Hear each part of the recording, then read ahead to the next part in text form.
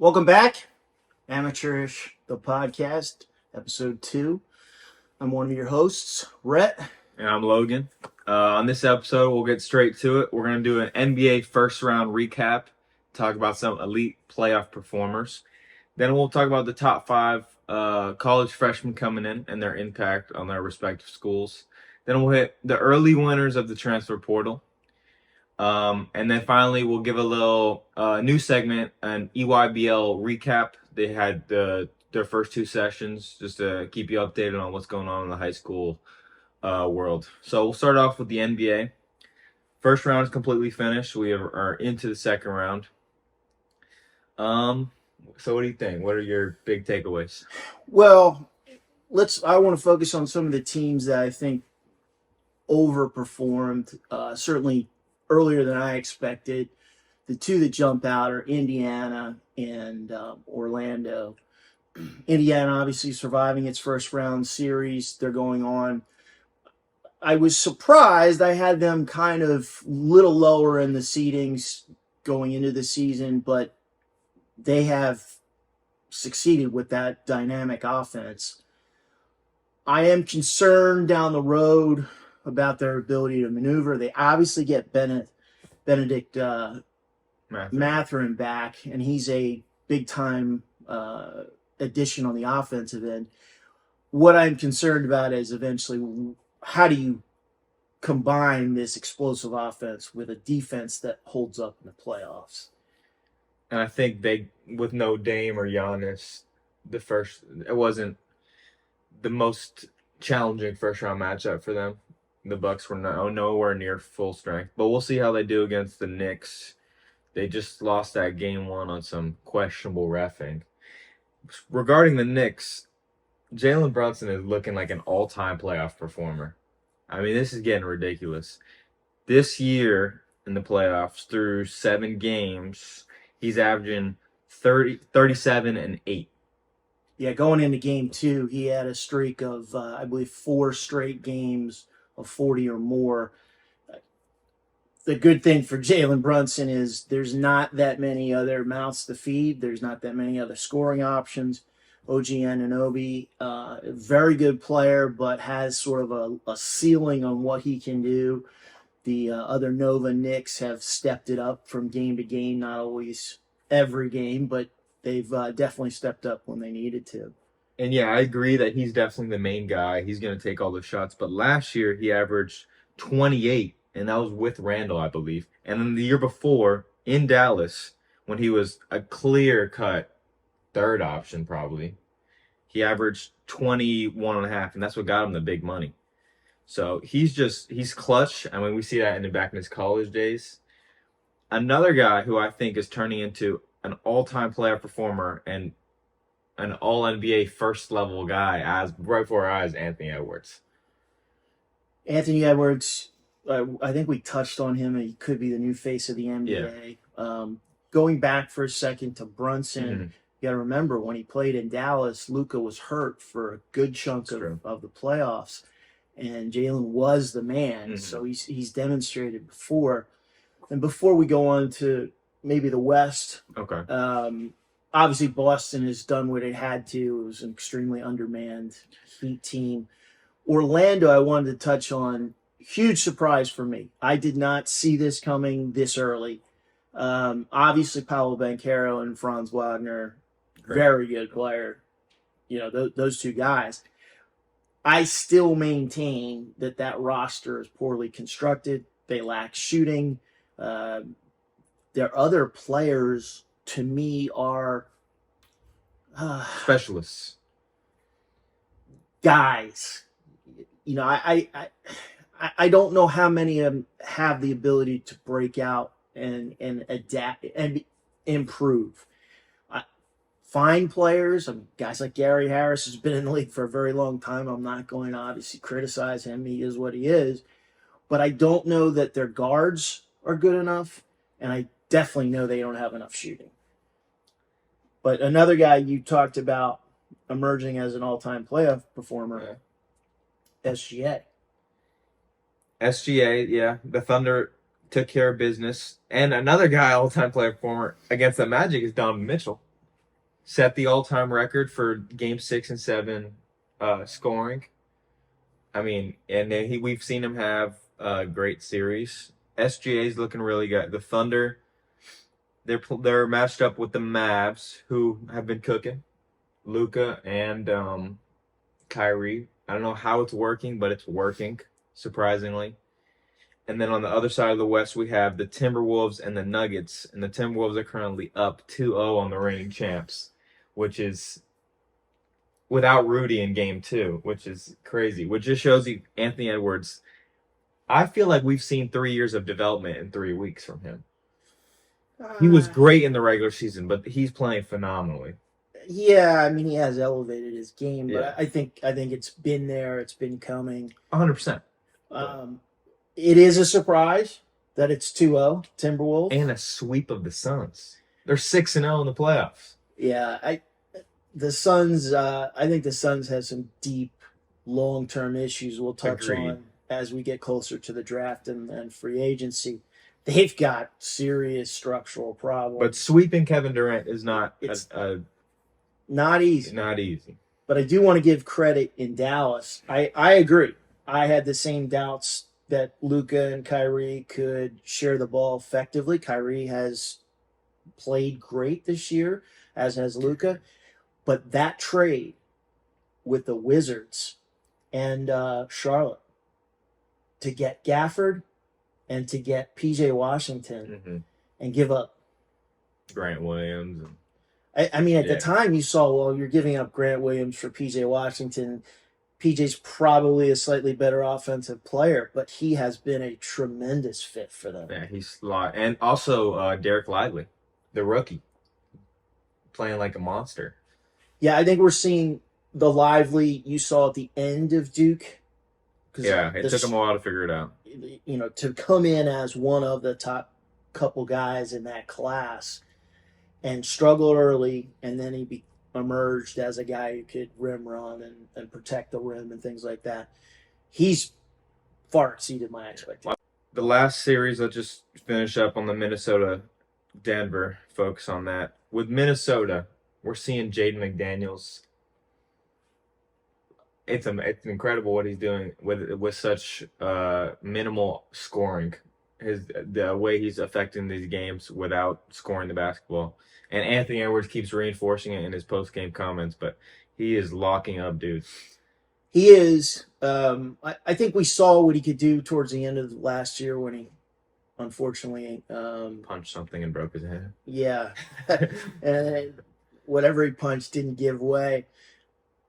If this podcast had been in existence last year at the start of the season, or this year at the start of the season, I would have told you Minnesota, good team, solid team. I don't think they're top of the West. Just like I didn't think Oklahoma City was there either. Crazy.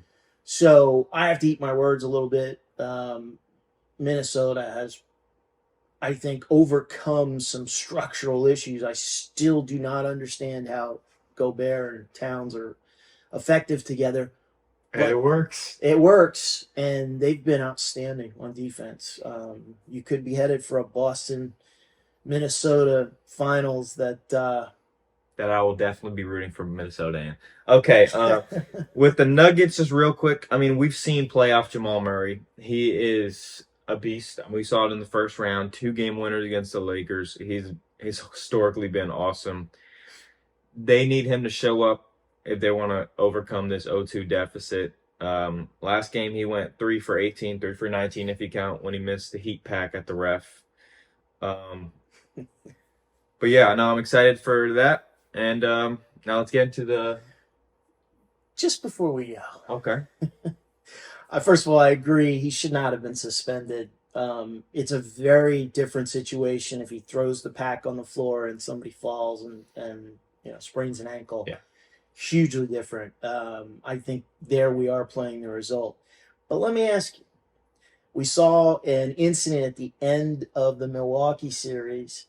So assuming this player is back in the NBA next year, he's currently a free agent, I believe. How many games should Pat Beverly get for throwing the ball at two fans? Two fans. It's going to be 25 plus. I mean, the NBA, ever since the Malice at the Palace, the NBA has been extremely strict about player fan interactions because they can't risk something like that ever happening again. And this is like it was a hard throw. I mean, it wasn't, and you can't do that. I think it's 25 plus. I think the NBA has been very strict with their suspensions, and with this in particular, given the history, they have to be. I don't know if it's 25. I know it's a lot of games. I still don't understand why the fan threw the ball back. I would have kept that, man. And I don't know what was said, so I think maybe if some words were exchanged, but it's inexcusable. Yeah, you can't do that. Fans don't attack players physically and vice versa, because that's exactly what led to the Malice at the Palace. And I think Adam Silver is going to be very strict on this. So we're going to switch now gears to our bread and butter, Our specialty, college basketball. Looking at some of the top incoming freshmen. We're just going off of a list that's the 247 rankings. 247 rankings. I don't think you're going to find a lot of difference. Maybe some players move around. And this isn't to say that these first 6-7 guys are not going to be superseded by a guy lower on the list. But we start with Cooper Flagg at the top. And we mentioned him in last week's episode, how going to Duke, he has the star potential, projected #1 pick in the way too early draft of next year. I love his game. I love his motor in particular. He's got a great motor. Relentless, great defender. I think he'll slot in perfectly to Duke's. He's going to guard the best player every game. Offensively, I love how he attacks the rim. Perimeter-wise, I think he needs a little tune-up there. I mean, he's not perfect on the offensive end, but I think he's a day one all-ACC type of guy. Yeah, I made the point when we were talking about who could be the emerging stars of this year, and we compared to the phenomenon that is Caitlin Clark. I don't know that public is going to seize on Cooper Flagg, because what he does is he's so good at everything. But he's also a guy who will sit back and facilitate, will be more of a distraction, not a primary scorer. He can do that. But I've seen so many games where he's deferred to his teammates. They've won. They've obviously been extremely successful. So I don't know that the public is going to fall in love with him. I compare him in many ways to a guy who's currently in the NBA, the first pick out of the University of Kentucky, Anthony Davis. Davis had outstanding defensive stats, but he wasn't a massive scorer. I think he was like 13 points, something around there a game, on a very, very loaded team, Kentucky team. But their play styles, I think Flagg's a little more perimeter oriented. For sure. I mean, he's shorter too.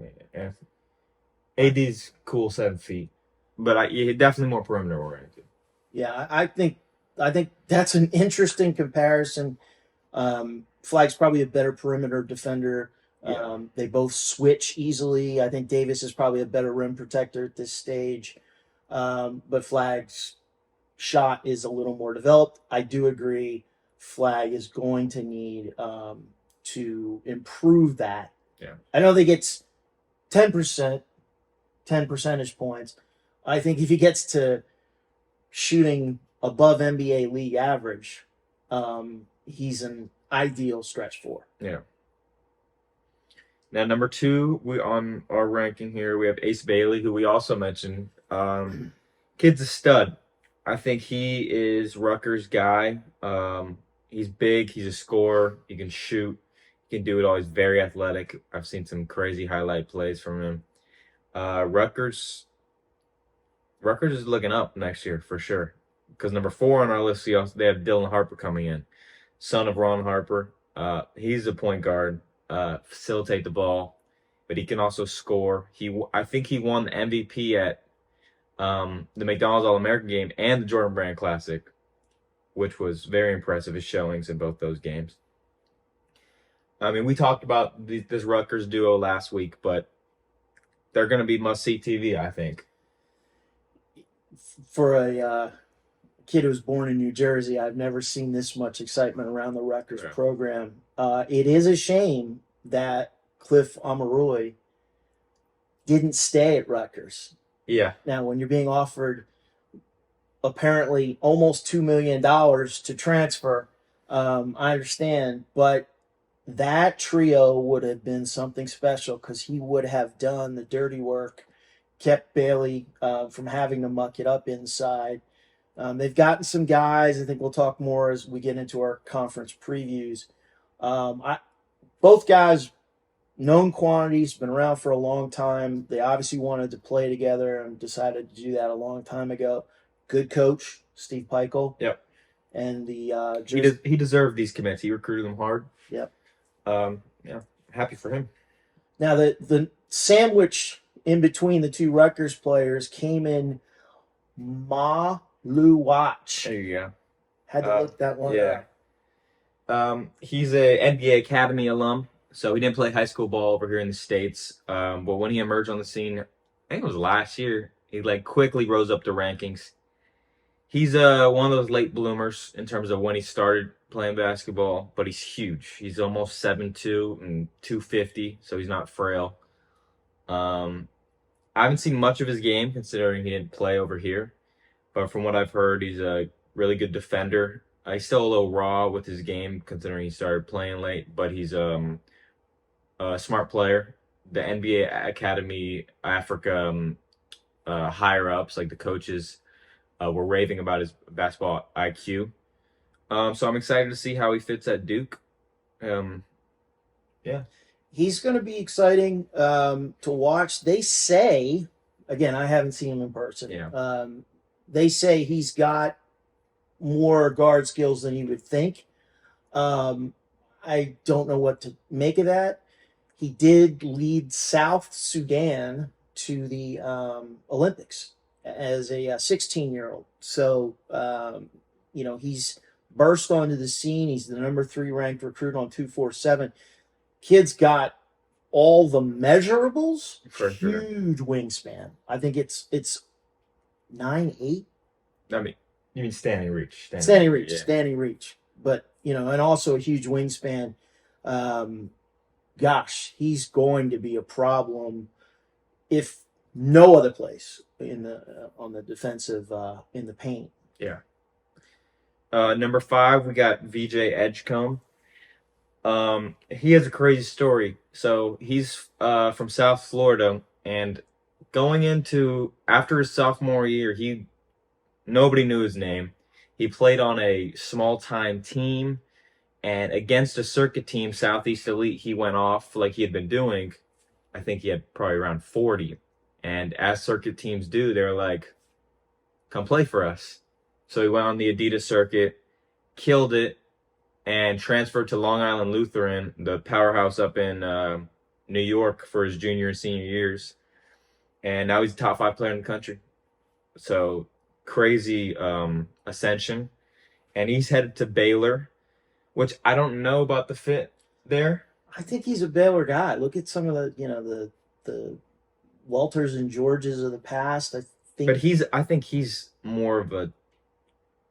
I don't know if he's got that scoring like Keontae George, Jacoby Walters. I think he's more of a get to the rim guy. He's an insane athlete. I mean, he'll probably be one of the best athletes you see next year. Just jumping ability alone. He's a good defender. Yeah, I would say his shot is still work in progress. But I've seen him in the high school finals, and he is a jump out of the gym type of kid. I was going to say he kind of is a mix. George was a physical get to the rim type guy. Walter more of a shooter. But I think Scott Drew loves those types of players. A guy who's going to go out, an LJ Cryer, he's going to go out, he's going to score for you. I'll build around that. I think that's sort of where he's coming, and he's got a very nice transfer coming in from the U, Nortred, Omir, and Jeremy Roach as well. And Jeremy Roach. Well, we'll talk about the early winners of the portal in a second. We won't go as much into depth in the rest of the top 10, but we'll read them off to you to give quick. So we got Trey Johnson at Texas. He's a shooting guard. He's been in the top 10 rankings his whole high school career. He is a scorer first. Not tunnel vision, but he's got that at times. But he'll put the ball in the basket. He's a kid who went to Link Academy, saw a little bit of him in action. Very accomplished scorer. Again, not too dissimilar in play style from Edgecombe, but they're both fantastic athletes. Yeah, I think Trey Johnson probably is a little bit less towards the rim. I think he settles sometimes from what I've seen. Number 7, we have Jaleel Bethea going to the U. Now that's a super athlete. And from what I've seen, he's a pretty well-rounded offensive game. And it'll be interesting to see how he slots into the U. If he starts or comes off the bench. It'll be interesting to see his fit there. No. He's starting. He started? He's Okay. a top 10 recruit. Yeah. He may be the highest recruit Larrañaga's gotten. I think he is, actually. Ever. Yeah. Some sites had him as high as 5th. He's starting. Okay. The question I think I'd like to see him answer before he goes to his next stop is what kind of defender is he? Because that's something that Miami is crying out for in the backcourt. Yeah. Nigel Pack, for all his skills, It's a liability on that end. he's struggled this year in the ACC. Yeah. So let's see if Bethea can guard. You can pick up some slack for the backcourt. Yeah. Number 8, we have Jaden Quaintance. He is it's interesting. He was committed to Kentucky, and after the Cal firing, he was the last guy commit. He decided on ASU with Bobby Hurley. He did not follow Cal to Arkansas. I'm gonna be honest. I don't understand the Arizona State attraction. You got confused? Hmm? Think you got confused with With the the Hurleys, I don't know, because I haven't seen many top guys pan out at Arizona State. They haven't been great in the past couple of years. Hopefully he can turn that program around. I've heard nothing but great things, and he's young. He's very young. I think he's still 16. He is a very young senior, which bodes well for his NBA draft profile. How tall is he? He's 6'9". I wonder if because it was a surprise, Cal brought virtually every recruit with him. I wonder if he was a little leery about the roster that was already in place. And he also got some transfers from Jonas Idu. Right, he got Idu Big. and Big Z. Yeah, the front court had some depth. There was some minute issues he might have been concerned about. Then our last 2, 9 and 10, both headed to UNC. We got Ian Jackson from New York and Drake Powell from North Carolina staying home. They're both about 6'5", 6'6", play that 2-3 position. Ian Jackson's been around for a while. Scorer, athlete. He went to Our Savior Lutheran, which was a part of OTE this past year. So we'll see how the OTE game translates to the college level, because we haven't seen much of that. I think this might be the first year of OTE guys going to college. What about the Buleys? The Buleys didn't play They this didn't past play. year. Right. They're a pair of twins who headed to Chicago State, but they were the first ever kids to sign to OTE, and they got paid. Ian Jackson didn't get paid. The Buleys are filing a lawsuit with the NCAA in order to try to get eligibility, but they weren't able to play last year. They were 5-star twins. After OTE, they went to Chicago State, obviously, but there's family connections there. But that's interesting to see how the NCAA will handle that, considering NIL, everyone was getting paid. What's the difference? So we'll touch more on the top incoming freshmen either as a separate segment or when we start into our conference previews. There's a lot of guys in the next rank that I'm very familiar with. Got to confess, I don't recall seeing Drake Powell, but I could be wrong. I might have missed him along the way, but the rest of the guys and came in. Ma Lu Watch. There you go. Named it now. So right. Let's turn our attention now to the early transfer portal winners. This is by no means the dealings aren't done yet. We've got guys who may drop out of the draft, may stay in the draft. We still have a couple key transfer guys out there, so I don't think we're done yet. Mm-hmm. You've got teams with aspirations, whether they're misguided or not, like Villanova, that need to fill out a roster. Yeah. You've got the teams that are pretty well set. So we'll touch on a few of them and a couple key guys. For me, my early winners, regardless of 247's team ranking here, has been Arkansas, Kansas, Indiana for sure. Kentucky. Those have been the guys that stood out to me. But we'll go into what 247 has as their top 10. We won't go super into depth, but Arkansas, they have it number 1. I think they only have 4 transfers coming in, but that's also because they have all the previous Kentucky recruits just flip their commitment. Yeah. And they also have DJ Wagner visiting this weekend, so he might follow Cal. They have Big Z, Jonas Idu from Tennessee, John L. Davis, who I thought was probably the best player in the portal, and Adu Thiero from Kentucky followed him. I mean, 3 of those guys are your blue-collar guys. Now, Janelle Davis, I think, has probably an NBA ceiling. I agree. I think he was the best recruit. I had him above Kaderi Richmond. We saw him a little more than some of the other guys, but Adu is a rebounding, glasswork guy. Jonas Adu is a defender, rim runner. Those guys are guys you want to put around your stars. I think Janelle Davis is probably going to lead them in a lot of categories. I think he's going to help Boogie Fland, the freshman point guard, more than anybody. Which is why, again, we touched on DJ Wagner. Love the kid out of high school. I don't know that following Cal there is best for his career. Yeah. I mean, and they're probably not done in the portal. Like Cal said, I met with a team. There is no team. So he's got to fill out some things. Moving on to Indiana.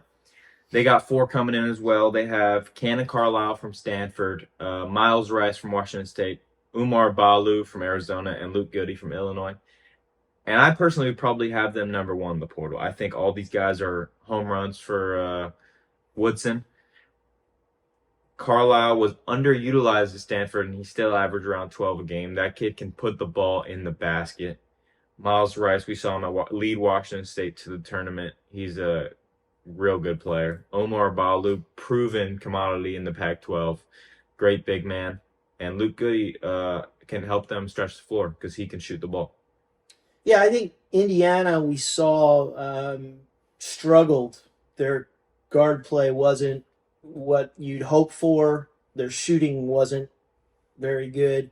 What surprises me is their leading returning player, and at times was their best player, Malik Renault, is now paired with Balu. Like last year, he was paired with Ware. And Malik has shown he's kind of a mini Trace Jackson Davis type player. He is dominant in the low post. And I know he's got more than that to show, but that's to show. If your primary strength is around the basket, which I believe it is, how's he going to pair with Balu be interesting, like a twin tower situation there. But I think last year it was his breakout year, and I think this year Renault, considering he didn't declare for the draft or test the waters, I think this year he's gonna be a big time player in the Big Ten. But it's going to be interesting to see their offensive schemes around the two big men. And also when they have scorers on the perimeter, I think Indiana is definitely looking up. Yeah. Definitely after last year. No, their guards. Their guard play is looking really nice. They definitely elevated, which is kind of interesting. And maybe, I don't know if he would say he regrets his decision or has second thoughts, but Liam McNeely, obviously before Luke Goody or Good, is it Goody? I think it's Goody. Yeah. Goody. Wonder if he's related to Sam Goody. For the old heads, old Best Buy, Circuit City. The question is whether McNeely would have been a focus, and I think he would have, but I think he saw concerns that Woodson wasn't going to be there long term, and this transfer portal, wow, it's a head snapper because it's definitely way up there. I don't know if I have them first, but man, to see a guy who was really on the hot seat, do this is impressive. Now we have Kansas, who I think is the preseason #1 team in the country, just with the talent they have coming back, the high school recruits, and then their transfer class is ridiculous. They have Rylan Griffin from Alabama, AJ Storr from Wisconsin, Riley Kugel from Florida, and Zeke Mayo from South Dakota State. All of these guys can score the basketball. And then they have Hunter Dickinson, Harris, KJ Adams, and then they have Elmarco Jackson, Flory Bidunga, who was like the 11th player in their high school class. Yeah. They're stacked. If they live up to their expectations, they're the best team in college basketball, just roster construction. Is Mayo a shooter? Because he's the Mayo's can shoot the ball. Because that's the one area I think. Obviously, Griffin can shoot the ball. AJ Storr is he's not a shooter. Yeah. I know his numbers were up there. Yeah, but he's a very interesting player because when I saw him in the Big Ten tournament, he was dominant. Yeah. So yeah, I agree. Kansas had a really nice portal. Yeah. I think some of these guys might not get as many touches as they want, but I mean they're going to be competing for a national championship. The top three, and then some notable. So for St. John's, they just picked up Kadary Richmond commitment, who a lot of people had him as the #1 player in the portal. He proven Big East commodity for sure, so he'll dominate for them. Kentucky has had. Well, they're all portal guys. All portal guys. They had a Cal situation. We met with the team. There is no team. Yeah. They got Lamont Butler from San Diego State, the hero who hit that shot over FAU 2 years ago. Kobe Brea, who we mentioned in the last episode, best shooter in college basketball, almost 50% from three on very high volume. Andrew Carr from Wake Forest, big man. Kerr Kriisa, who's been around the game, point guard. Otega Owe from Oklahoma. Amari Williams from Drexel, 3-time CAA DPOY. And Brandon Garrison from Oklahoma State, who is a McDonald's All-American out of high school.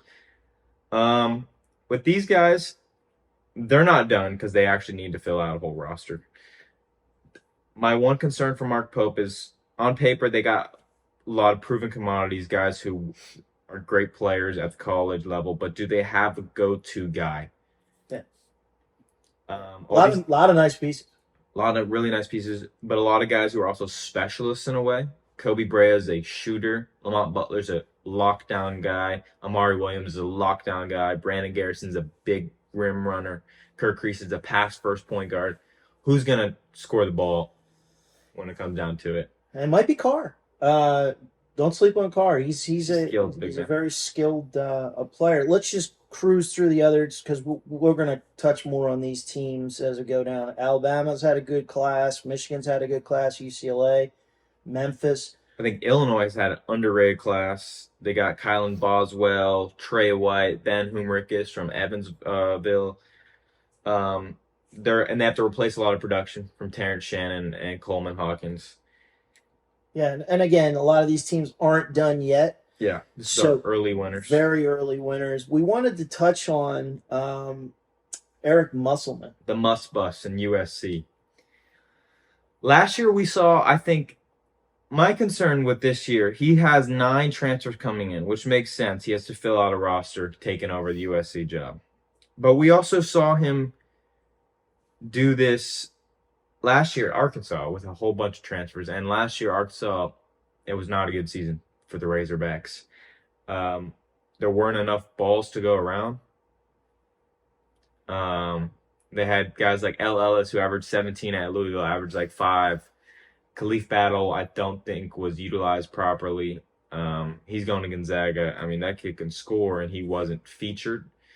And I think that is going to be the problem. I think Musselman's a great coach, but that could be the problem here at USC. They got 9 guys coming in who are all very experienced. I think the youngest one's a junior, and they all averaged 12 points a game or above. Yeah, it'll be interesting to see who takes a back seat. I mean, you got a guy like Josh Cohen, not quite a stretch for until this year had not attempted a 3 or not made a 3.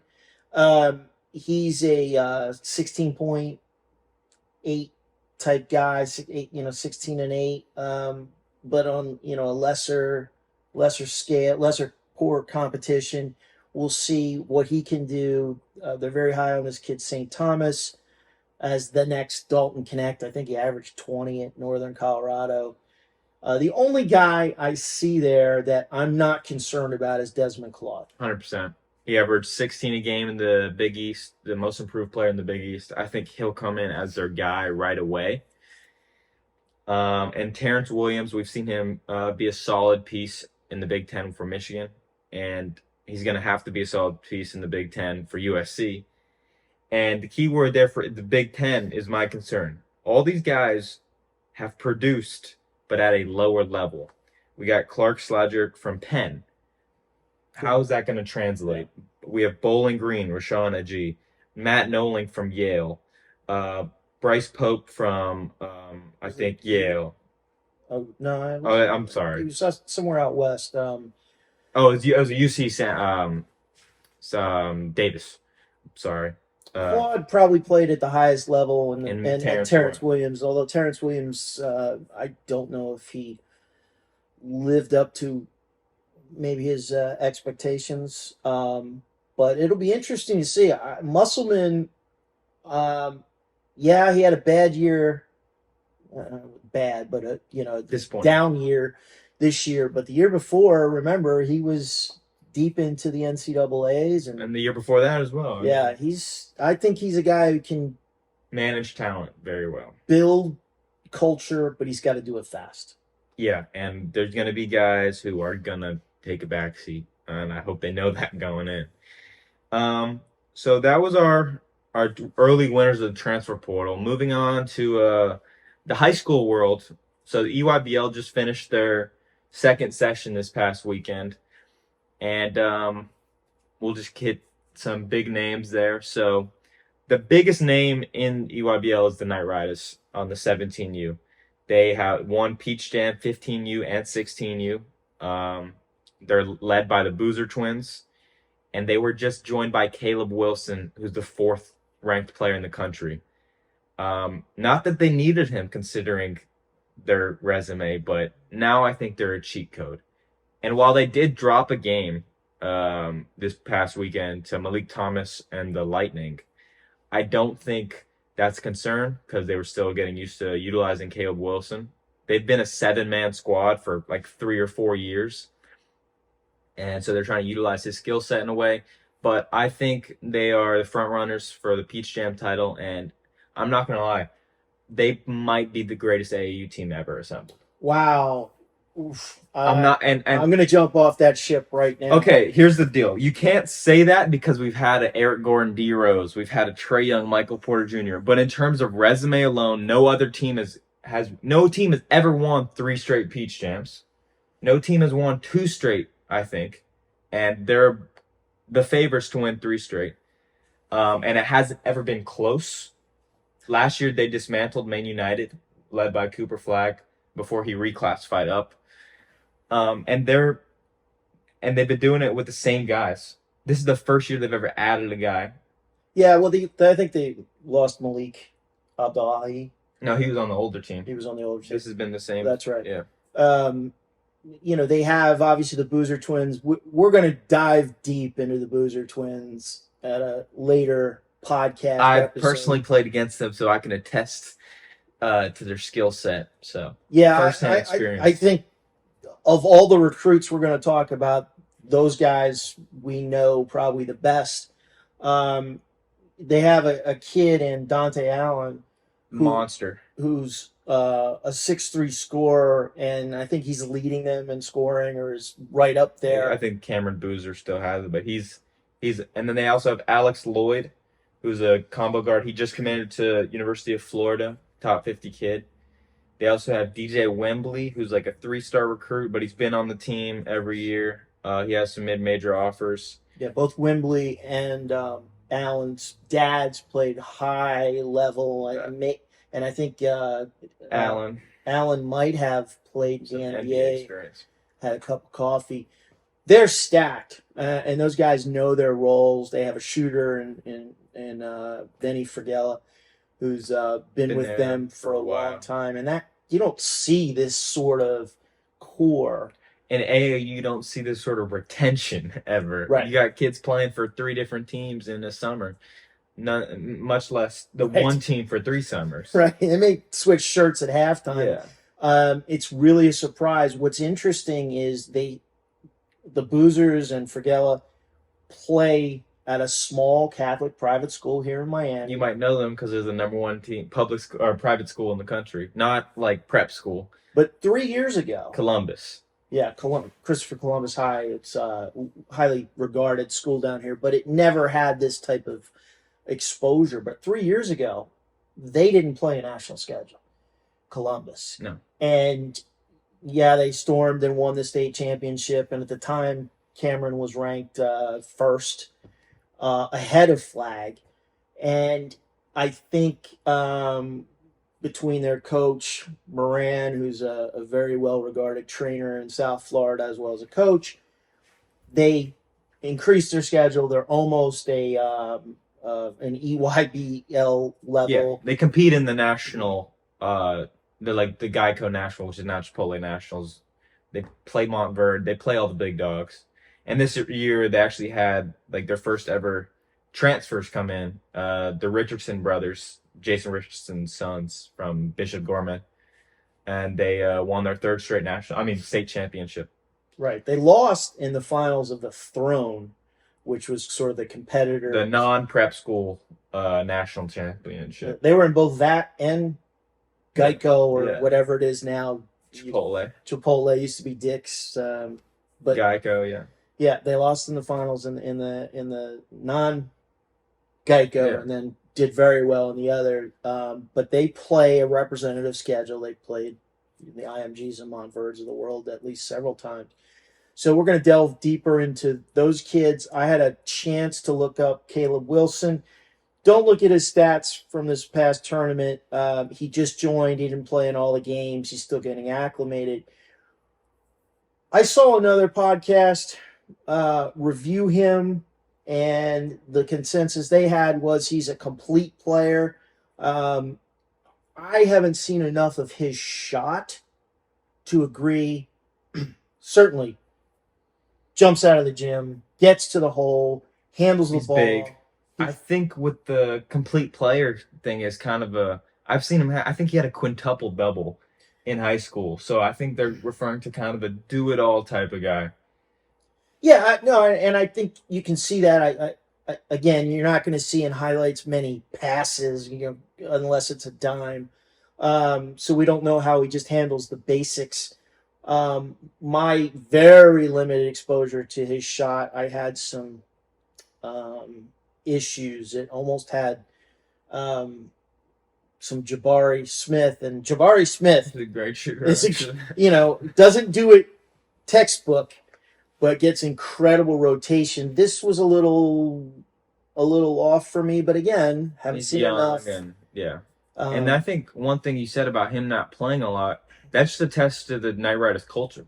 You have a 5-star coming in on any other AAU team, you're starting day one. Right. And the Knight Riders actually got a new coach this season. They had Andrew Moran, the Columbus coach, and now they have another local high school, the St. Brendan's coach, who had coached these kids earlier when they were younger, and he runs a tight system and ship over at his school, which attests to their culture, how they can transition and still maintain that core, no nonsense.